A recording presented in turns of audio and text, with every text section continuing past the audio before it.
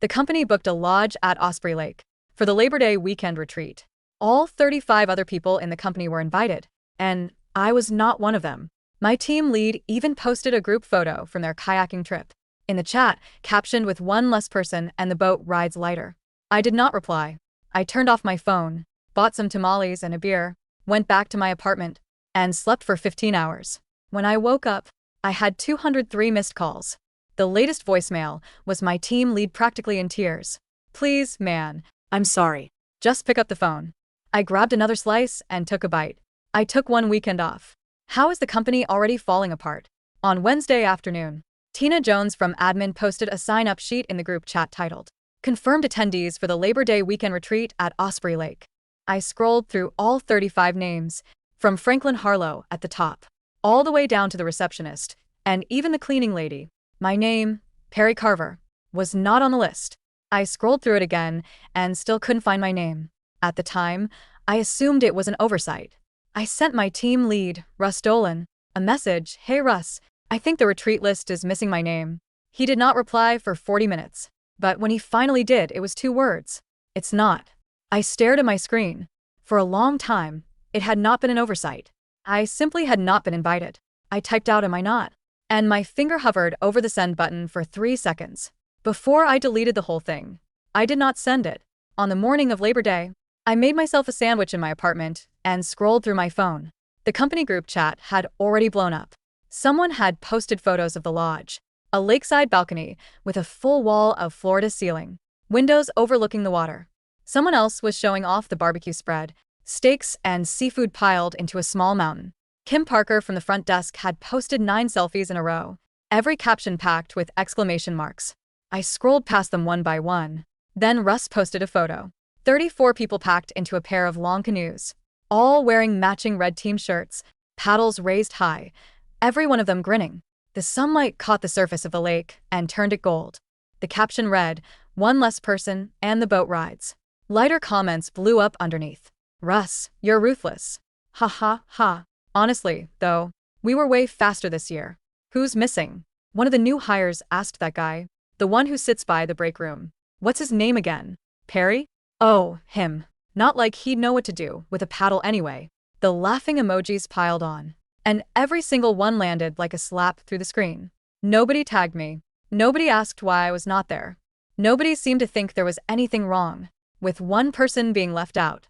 I set my phone down on the table and calmly turned it off. Downstairs, there was a woman selling tamales from a cart near the front entrance of the building.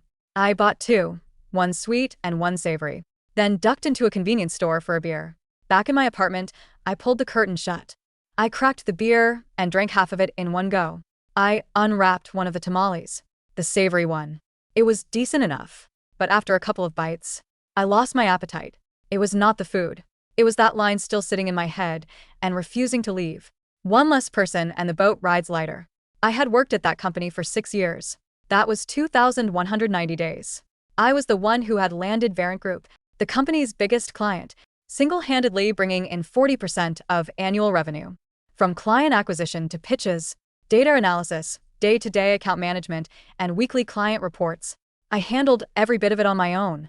The company's entire ad targeting system was something I had taught myself to code and built from scratch, one line at a time. Last Black Friday, Durant tacked on an extra $3 million to their ad budget. At the last minute, the client called at 2 a.m. demanding a complete strategy overhaul. Russ had his phone off. I was the one who dragged myself out of bed barefoot and reworked everything alone until 6 a.m. The ROI came in top 3 across the entire industry. Our CEO, Franklin, posted about it on social media afterward. Grayline Media placed to win. The photo he attached was Russ shaking hands with the client. I was not in that picture. I was never in any picture. 6 years I had given this company, yet without me, the boat rode lighter. Then let it ride light. I finished the beer, left what was left of the tamale on the table, pulled the covers up and went to sleep. The reason I had stuck it out at Grayline for 6 years was not because I did not have a temper. It was because I had something I could not let go of. When I first joined 6 years ago, Grayline was a 12-person operation crammed into a second-floor loft. Franklin interviewed me himself. He had not put on weight yet back then, and he sat across from me in a wrinkled polo shirt. with his favorite line always at the ready. What we do here is data-driven, targeted marketing. This is the future. I bought in not because of him, but because of the vision.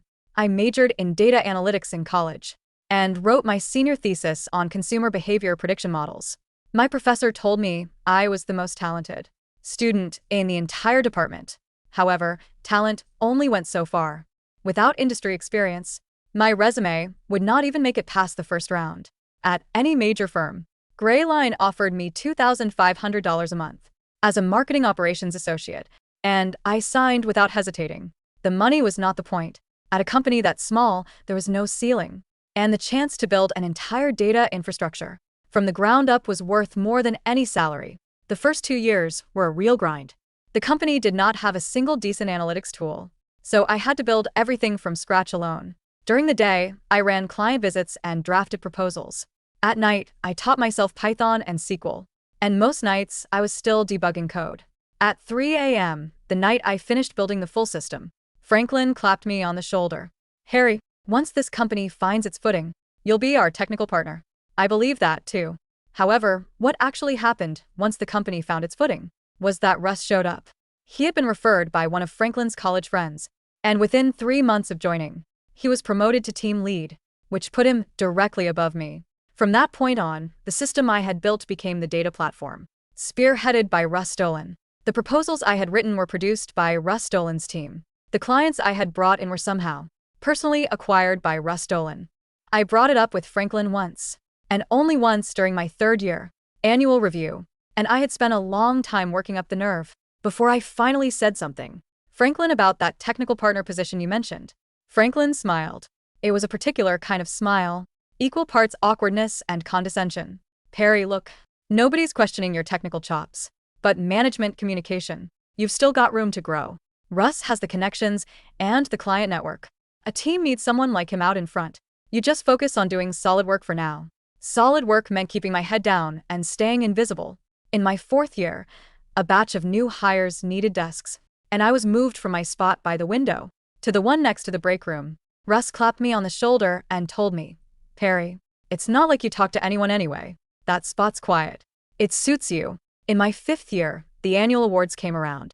Russ went up on stage to accept Team Lead of the Year, while I sat in the last row, holding the original drafts for 90% of the work. Behind his winning project, Deb Moran leaned over and whispered to me, "Perry, why don't you ever stand up for yourself?" Stand up for myself, and do what exactly? Fight for credit. Against a man whose entire contribution was his signature on a page? I would never win that fight. It was not a question of ability. Rules simply did not work in my favor. At that company, the person who could raise a glass in front of the client was the hero. The person sitting next to the break room, writing the actual proposals, was just a tool. Even so, I did not leave. And the reason was the Verint account.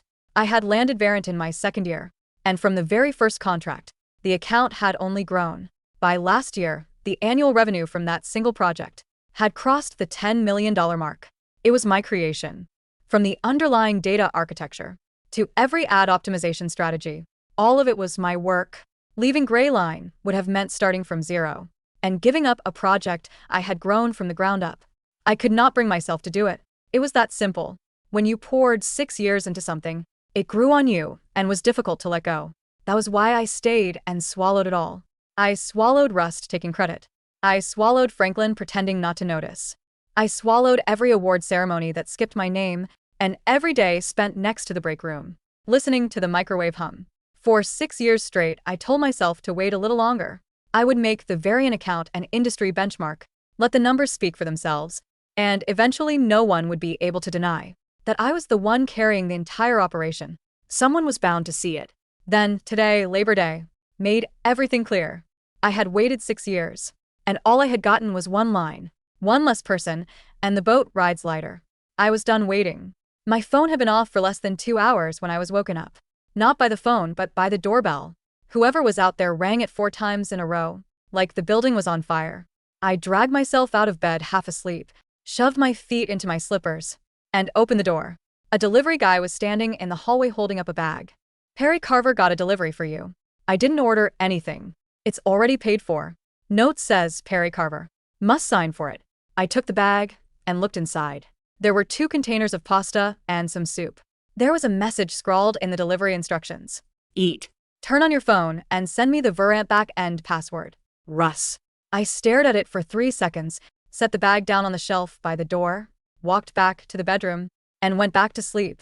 I could not fall asleep. I kept tossing and turning, not because of rust, but because I was hungry. The smell of food had made its way into the bedroom.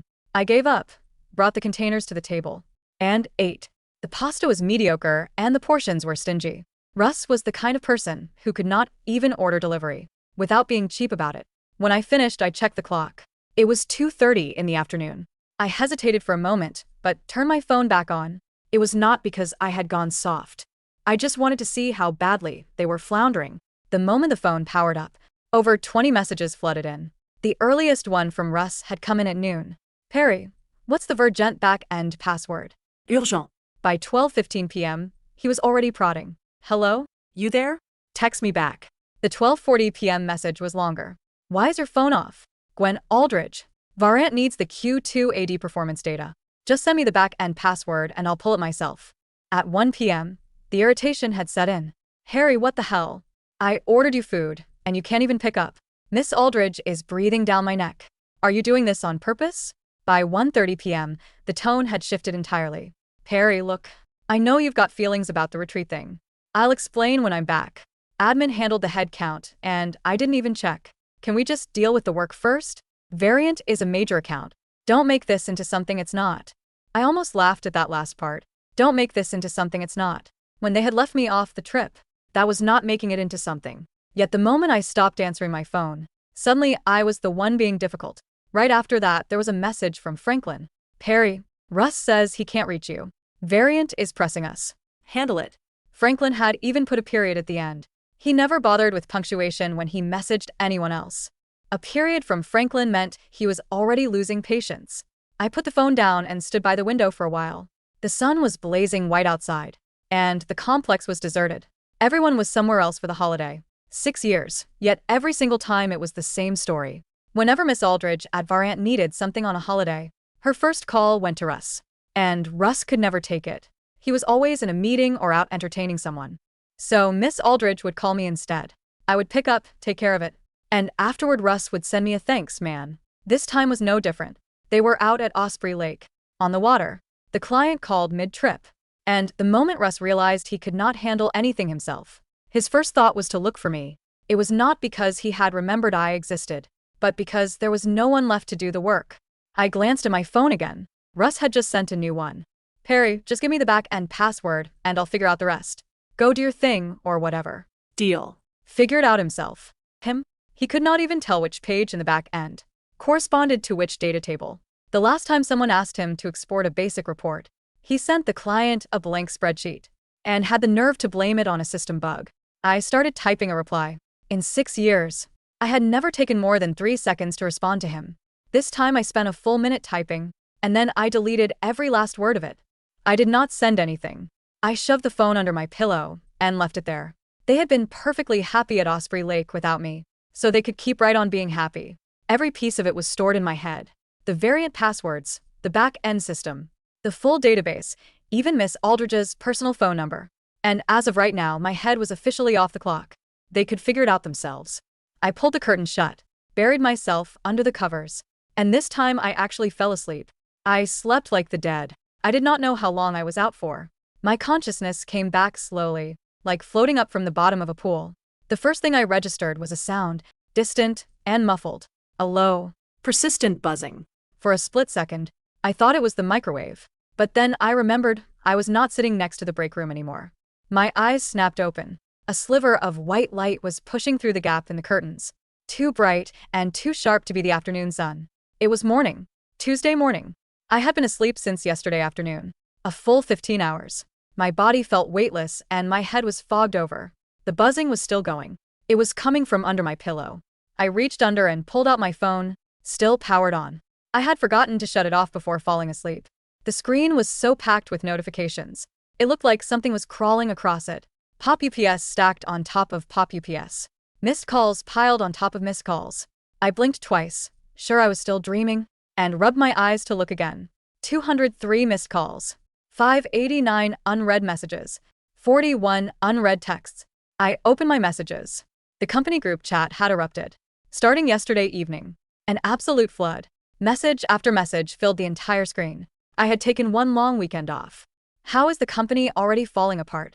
I scrolled to the very bottom and tapped the most recent message, sent at 8:12 that morning. Just 5 minutes ago. Russ's voice spilled out of the speaker. In my 6 years of knowing him, Russ Dolan had only two speeds: aggressive optimism when he was taking credit for someone else's labor, and performative camaraderie when he wanted something done for free. Now, listening to the voice message recorded at 1:45 a.m. on Tuesday morning, I heard a third speed entirely. Absolute, unadulterated terror. Perry, listen to me. His voice rasped out of the phone's tiny speaker, cracked and breathless, background by the sound of heavy wind and distant laughter from the lodge. I know you're pissed off about the retreat List. It was a mistake, man. Tina fucked up the roster. I told her 36 people. She printed 35, okay? It was an administrative glitch. Just Call me back. Gwen Aldridge is losing her mind. The real-time attribution cluster for the Labor Day campaign is returning null values. The entire variant. Spend $4 million in active bidding is running blind. Perry, please. I Don't have the root access key. Just text me the key. I'm begging you, man. I tapped the screen, pausing the audio. I looked up at the ceiling of my bedroom. A thin bar of morning sunlight cut across the plaster, warm and quiet. Down on the street, a delivery truck hissed to a stop, its air brakes releasing with a dull whoosh. An administrative glitch. I opened the group chat. I scrolled up past the photos of the barbecued ribeyes, past Kim Parker's 9 selfies on the dock, past the gold-tinted water of Osprey Lake. I found the photo Russ had posted, the 2 long red canoes, 34. Grinning faces, paddles held high like spears. I zoomed in on the caption Russ had typed himself, with his own thumb, at 11:30 a.m. on Monday morning. One less person and the boat rides lighter. I tapped the next voicemail. This one was from 4:10 a.m. Perry. It was Franklin Harlow. The CEO's voice lacked its usual booming warmth, the practiced, sonorous baritone he used when addressing clients or pitching venture capitalists over scotch. He Sounded tired, sharp, and mean. I don't know what kind of game you think you're playing, but this is grossly unprofessional.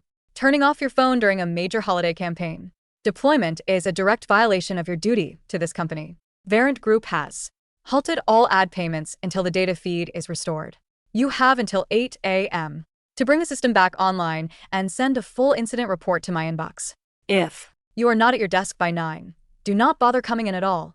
I looked at the clock on my phone. It was 8:42 a.m. I set the phone down on the nightstand, got out of bed, and walked into the bathroom. I turned on the shower, waited for the water to run scalding hot, and stepped in. I washed my hair thoroughly. I shaved slowly, taking care not to nick my chin. I put on a crisp white button-down shirt, not the washed-out blue polo I usually wore when sitting by the break room, and tailored gray trousers. I Picked up my leather messenger bag, packed my personal notebook, my mechanical keyboard, and my custom drive arrays. I didn't rush. I walked downstairs, bought a black coffee from the corner cafe, and caught the 9:15 subway train downtown. For 6 years, I had run every time they snapped their fingers.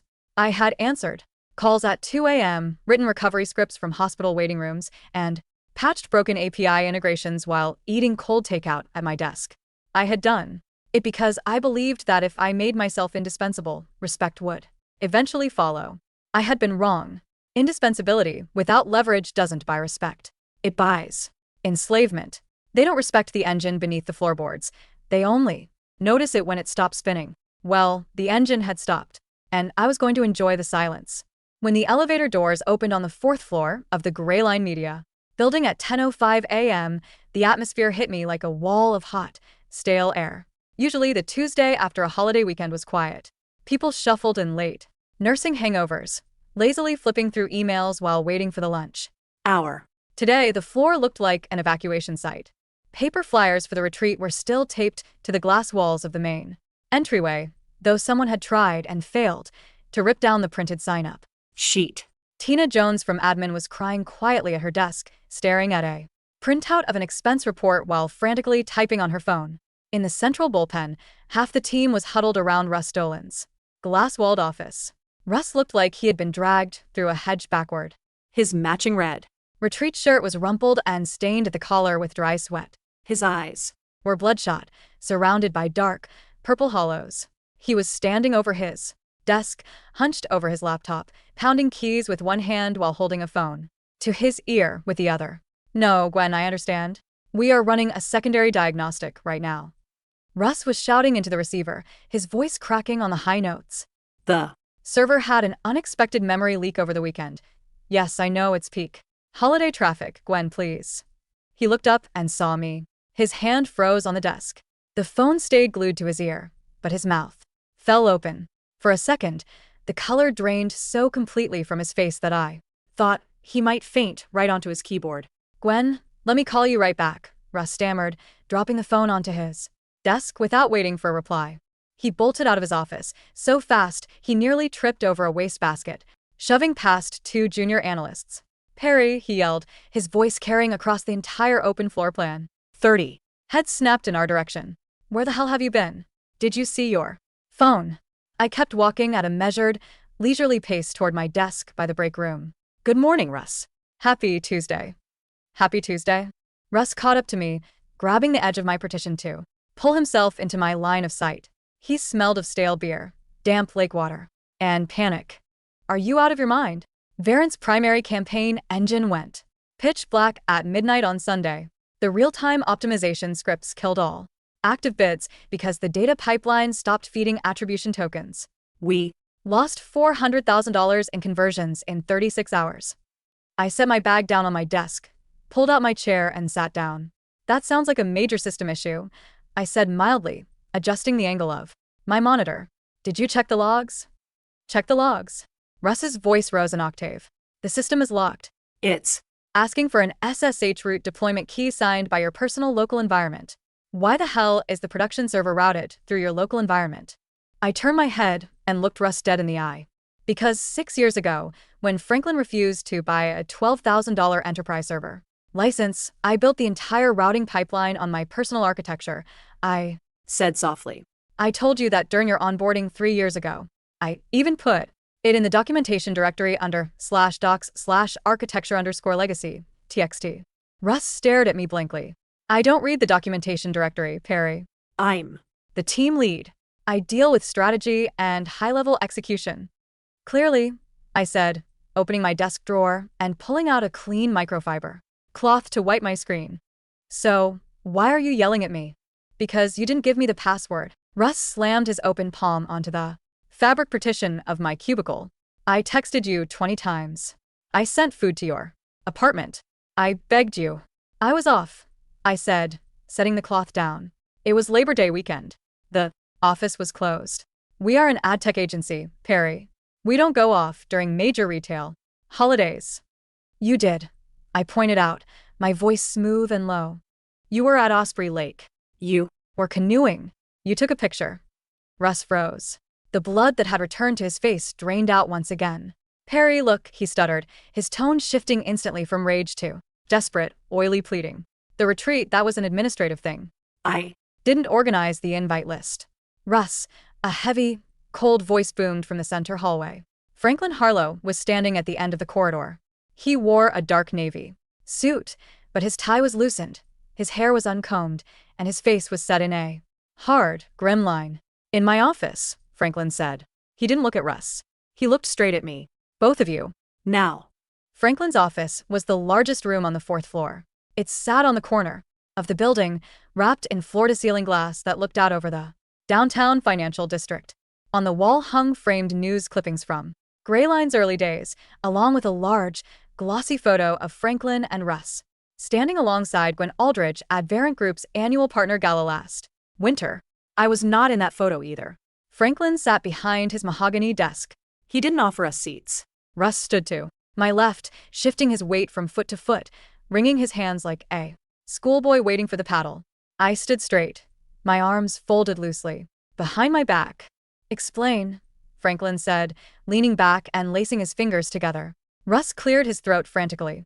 "Franklin, like I said, there was an Unexpected handshake failure between the core API and the client data lake over The weekend. because Perry's custom routing layer didn't receive an administrative refresh command.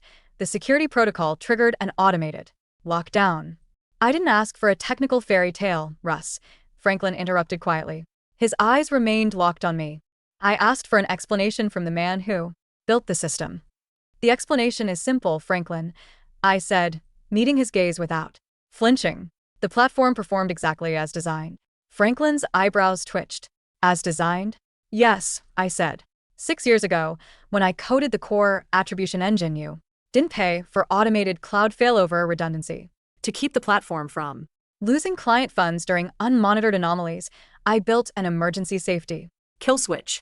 if the system goes without an authorized human admin ping for more than 48 hours during a high volatility event, like a holiday spike, it assumes a breach or a system crash, freezes all active bidding, and locks the database to prevent data corruption. And why didn't you ping it? Franklin asked, his voice dangerously low. Because I didn't have access to my workstation, I replied. You have a company-issued laptop, Perry. Russ cut in aggressively. You could have pinged it from your couch.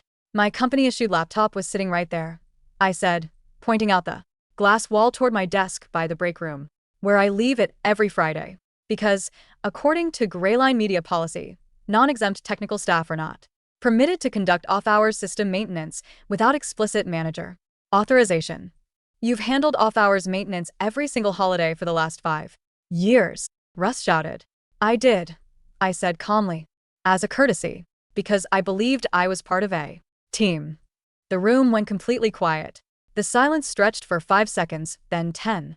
Outside the glass, I could see Tina Jones watching us through her tears, holding a box of tissue. Franklin leaned forward, placing his forearms on the polished mahogany. Is this about the retreat, Perry? It's not about the retreat, Franklin, I said. The retreat was just a clarification. A clarification of what? Of my position in this company, I said. For 6 years, I've been told that my technical work is solid, but that management and strategic leadership are where the real value lies.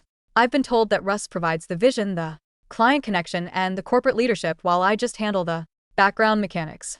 I was moved next to the break room because I don't talk To anyone anyway. I was left off the retreat list because my presence wasn't deemed necessary for team cohesion. I took a small step forward. When Russ posted that photo yesterday, one less person and the boat rides lighter, I finally understood. You were right. I am dead weight. I'm just the guy who sits by the microwave. So I decided to step out of the boat. I left my phone off, I ate my tamales, and I let the team leads, the strategists, and the visionaries run the platform. Russ looked like he was about to burst a blood vessel. Perry, that was a joke. It was a harmless caption on a kayak photo. It wasn't a joke, Russ, I said, turning to look at him with a thin, cold smile. It was a statement of fact. You didn't want me in the boat. So why are you crying now that you have to row it yourself? Franklin stood up. The authority in his posture was magnetic, cultivated over a decade of taking money from investors. Perry, enough, Franklin said sternly. We can discuss office politics and personal grievances during your mid-year review. Right now, Grayline Media is bleeding money. Verint Group is our anchor account. Gwen Aldridge has given us until noon to fix the real-time reporting feed, or she is pulling the contract, invoking the breach of service clause, and suing us for damages. Sit down at your desk, unlock the back end, and fix the feed. I looked at Franklin. I looked at the dark circles under his eyes, the subtle tremor in his right hand, the desperate arrogance that had carried him through 6 years of taking credit for things he didn't understand. No, I said. Russ gasped. Franklin's eyes narrowed into slits. What did you just say? Franklin asked. I said no, I repeated softly. My resignation letter was delivered to Tina's inbox at 9 a.m. this morning. I am giving my 2 weeks' notice, effective immediately. Per my employment contract, I am taking my accrued 3 weeks of paid leave starting today. My keycard is on my desk. My personal files have been removed from the local hardware. You can't just leave during an active system outage, Russ screamed, throwing his hands in the air. That's sabotage. It's not sabotage, I replied coolly. The system isn't broken. It's simply waiting for an administrator who knows how to operate it. Russ is the senior technical lead for the Varen account. At least, that's what his title says on the annual report you submitted to the board. I'm sure he can handle a basic SSH, key deployment, and database reindexing. I turned to Russ. You have until noon, Russ. Better get started. I turned on my heel and walked toward the glass door. Perry. Franklin's voice boomed through the room, losing all its polished restraint, sharp and jagged with rage. If you walk out that door right now, I will destroy your career. I will enforce your non-compete clause to the absolute letter of the law. You will not work in data analytics, marketing operations, or software engineering in this city for the next 2 years. I will make sure every agency from here to Chicago knows you abandoned your post and sabotaged a $10 million client. I stopped at the door. I turned back to look at him, my hand resting lightly on the stainless steel handle. Franklin, I said quietly, my non-compete clause applies to Greyline's proprietary intellectual property. But Greyline doesn't own the attribution engine. Franklin's face went dead gray. What are you talking about? Check your legal records from 6 years ago, I said, my voice smooth as silk. When you hired me for $2,500 a month, you didn't have an IP assignment agreement in place. I filed the original code patents under my own name as an independent contractor 3 weeks before I signed my employee contract. I granted Greyline a revocable, non-exclusive license to use the architecture for as long as I was employed here. I smiled, a real, genuine smile for the first time in 6 years. When my employment ends, the license expires. You don't just need my password, Franklin. You need my permission. And the boat ride's much too light for that. I pushed the door open, stepped out into the open bullpen, and walked out of Greyline Media forever. I didn't go home. Instead, I walked 3 blocks down Grand Avenue to a small, quiet coffee shop, nestled in the lobby of an office tower. I ordered an iced Americano, sat by the window with my personal laptop, and opened my email. My inbox was silent. I had unlinked my company account, routed my personal notifications to a clean server, and blocked Russ and Franklin's phone numbers. For 30 minutes, I just sat there listening to the ambient hum of the espresso machine, feeling the phantom pressure of 6 years of frantic urgency drain out of my chest. My shoulders, which had been permanently hunched up toward my ears since 2018, finally dropped. At 11:15 a.m., my phone vibrated. It wasn't a call from an unknown number, nor was it a text from anyone at Greyline. It was a direct calendar invite sent to my personal email address. Sender, Gwen Aldridge, Aldridge@varentgroup.com.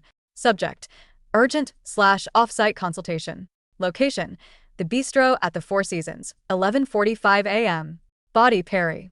I know you walked out today. I'm having lunch at 11:45. Join me. We need to talk about what's actually happening behind Russ Dolan's spreadsheets. I closed my laptop, took a slow sip of my coffee, and stood up. Gwen Aldridge was a legend in the digital marketing space. She was 52 years old, possessed a sharp, razor-edged mind, and ran Varent Group's $45 million marketing budget with the cold, unyielding precision of a military commander. She didn't tolerate fluff, she hated buzzwords, and she had a legendary talent for spotting corporate frauds from a mile away. When I arrived at the bistro, she was already seated at a quiet corner table near the courtyard garden, sipping sparkling water and looking over a tablet. She was dressed in a tailored charcoal suit, her silver-streaked hair pulled back into a flawless bun. Perry, she said, setting her tablet down as I approached. Seat. I pulled out a chair and sat down across from her. Ms. Aldridge. Drop the MS, Aldridge, Perry. You're not on Greyline's payroll anymore, she said, leaning back and studying my face with cool, calculating eyes. Or should I say, Greyline is no longer riding on your back. I offered a dry smile. Word travels fast. In this city, when a $10 million system goes completely dark during Labor Day weekend, word doesn't travel fast, it explodes, Gwen said smoothly. Franklin called me 20 minutes ago. He was nearly crying. He told me you had experienced a mental health crisis, breached your contract, locked the servers, and walked out. And did you believe him? Gwen let out a short, sharp laugh. Perry, I've been dealing with agency executives for 25 years, she said, picking up her water glass. Franklin Harlow is a salesman who bought a nice suit and learned how to say machine learning in 3 different accents. Russ Dolan is a glorified glad-hander who couldn't explain a statistical regression model if his life depended on it. Do you know why I kept Varent's Account at Grayline for 4 years? I paused. Because of our attribution return on investment? Because of your attribution return on investment, Gwen corrected, leaning forward. 4 years ago, during our initial platform review, Russ gave a pitch deck full of stolen buzzwords. But whenever I asked a specific, technical question about real-time bid logic or low-latency pipeline ingestion, he looked over at you like a terrified child looking at his tutor. And you answered every Time. precisely, clearly, without a single line of bullshit. She set her glass down with a firm clink. I knew who was running the machinery, Perry. I didn't care about their office hierarchy as long as the engine ran smoothly. But when my team called Russ yesterday at 2 p.m. because the Q2 conversion reporting went dead, he couldn't even give me a basic server status code. He panicked. He tried to tell me that Google had changed its privacy API. She shook her head, contempt clear in her voice. Google didn't change its API over Labor Day weekend. Russ simply didn't have The key. and when I asked him to log into the database live on a shared Zoom screen to pull the raw logs, he couldn't even navigate the command line. He was Clicking around on his desktop like an old man trying to find a lost file in Windows 95. I couldn't help it. A quiet chuckle escaped my lips. So, Gwen said, resting her chin on her hand, tell me the truth. what? Happened. I told her everything. I didn't embellish, and I didn't frame it out of bitter vengeance. I spoke neutrally, like a forensic analyst describing a structural failure. I told her about the original architecture, the lack of IP assignment, the 6 years of solo system maintenance, the moving of my desk to the break room, and finally, the Labor Day retreat roster and the kayak picture. Gwen listened in silence. Her expression didn't change, but as I described the kayak photo, one less person and the boat rides lighter, her dark eyes flared with an icy, dangerous light. When I finished, she sat back, unfolded her hands, and picked up her fork. One less person, she repeated quietly. Unbelievable. The absolute stupidity of mid-level managers who confuse visibility with value. She took a bite of her salad, chewed thoughtfully, and wiped her lips with a cloth napkin. Here is what is going to happen, Perry, she said, her voice dropping into a tone of absolute command. At 2 p.m. today, Verint Group's legal team is issuing a formal notice of contract termination to Grayline Media, citing critical operational failure, material breach of security management, and gross misrepresentation of technical capabilities. I blinked. You're pulling the account? The account is already gone, Gwen said coldly. Grayline is a corpse, Franklin. And Russ just haven't smelled the rot yet. Without your engine, they can't deliver our reporting. Without our spend, Grayline loses 40% of its revenue by the end of the month. Their regional competitors will pick off the rest of their clients within 12 weeks. She looked at me intently. Verint Group is launching a new internal programmatic ad division next month. We need a chief technology officer to design, build, and scale our own proprietary data infrastructure from scratch. Base compensation starts at $320,000 plus performance equity and a guaranteed full technical team build-out under your direct command. I setzt sånt. The number was more than 3 times what I had been making as a senior associate at Grayline. And as for your IP patents on the attribution engine, Gwen continued, a sharp, triumphant glint in her eye, Verint's legal department will execute a non-exclusive licensing agreement directly with you personally for $500,000. Upfront, plus royalties. That gives us immediate access to your framework and gives you the capital to defend against any frivolous non-compete lawsuit Franklin might be stupid enough to file. She extended her hand across the table. So, Perry Carver, what do you say? Do you want to keep watching from the shore? Or do you want to run your own ship? I looked at her hand. I felt the full weight of the past 6 years, the late nights, the cold takeout, the microwave hum, the quiet humiliation, evaporate into nothingness. I reached out and shook her hand. Let's build a ship, Gwen. At 1:45 p.m., 15 minutes before Verint Group's legal team was scheduled to drop the hammer, I received a text from an unknown number. It was Deb Moran, one of the few senior analysts at Grayline who had ever shown me a shred of empathy. Deb, Perry, you need to see this. Franklin called an all-hands emergency meeting. In the main boardroom, he hired an outside IT consultant to crack your server Keys. They're trying to run a live override right now in front of the whole staff to prove to Gwen that the system is back up. I smiled, pulled out my laptop, connected to the coffee shop's encrypted Wi-Fi. and opened a terminal window. I didn't need to break into Greyline's network. My core framework, which still resided on my private remote repository, had been broadcasting live telemetry logs to my local machine for 6 years. I didn't launch an attack. I didn't delete a single file. I simply initiated the natural, built-in termination of the temporary employee license. On my screen, lines of code scrolled past in a steady, green cascade. System notice, revocation token broadcasted by IP author, Perry_Carver. License status, expired/terminated. Action, unbinding legacy dynamic links. Action, purging localized session memory. System response, core attribution module-offline. In the Greyline media boardroom, 3 blocks away, the catastrophe unfolded with horrific precision. As Deb recounted to me later, Franklin had stood at the head of the conference room table, sweating through his custom shirt, surrounded by the entire 35-person staff. On the giant presentation screen, the outside IT consultant, a bewildered-looking freelancer, hired 2 hours earlier off a temp service, was frantically typing commands into a black terminal window. Russ Dolan was standing beside the screen, biting his fingernails down to the quick, pacing back and forth like a caged animal. "Is it working?" Franklin had demanded, his voice echoing off the glass walls. "Can we pull the variant Q2 conversions before Gwen's 2 p.m. deadline?" I'm trying to bypass the SSH signature verification," the consultant had stammered, wiping sweat from his forehead. "The system is demanding a master private key signed by the author."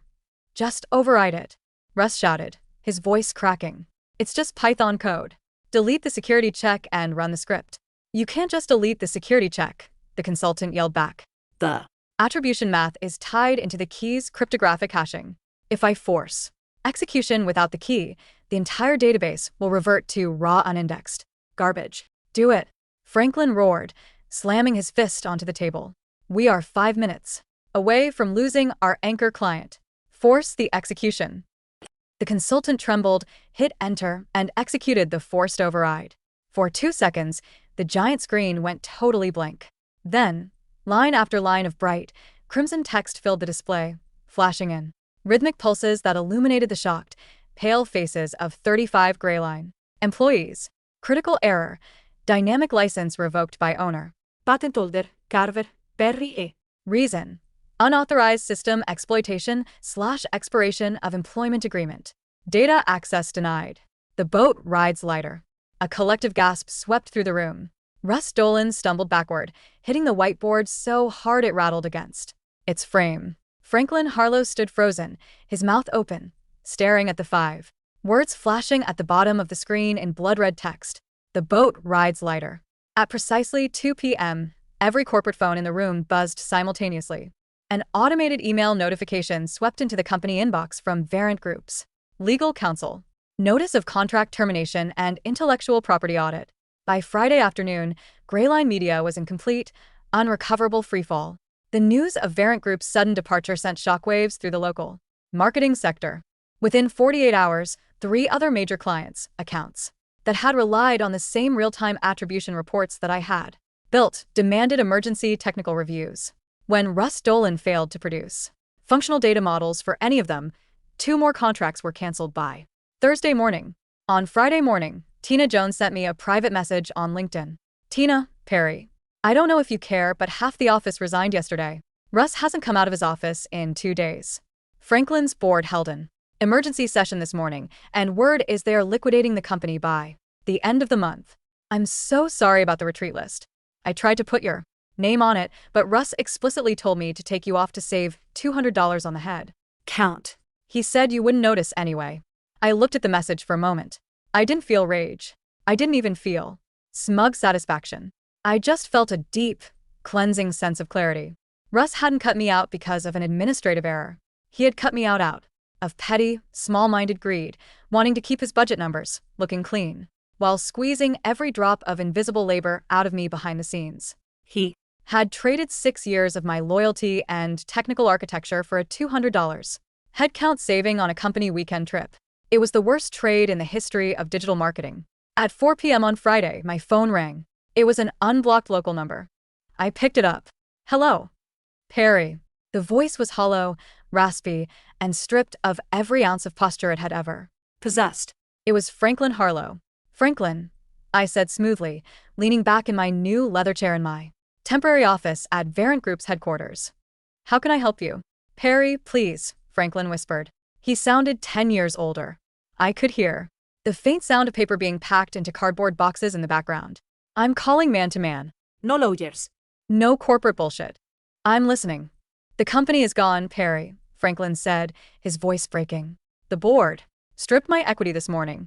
We're filing for Chapter 7 bankruptcy on Monday. Everything I've built for 8 years gone. I heard, I said neutrally.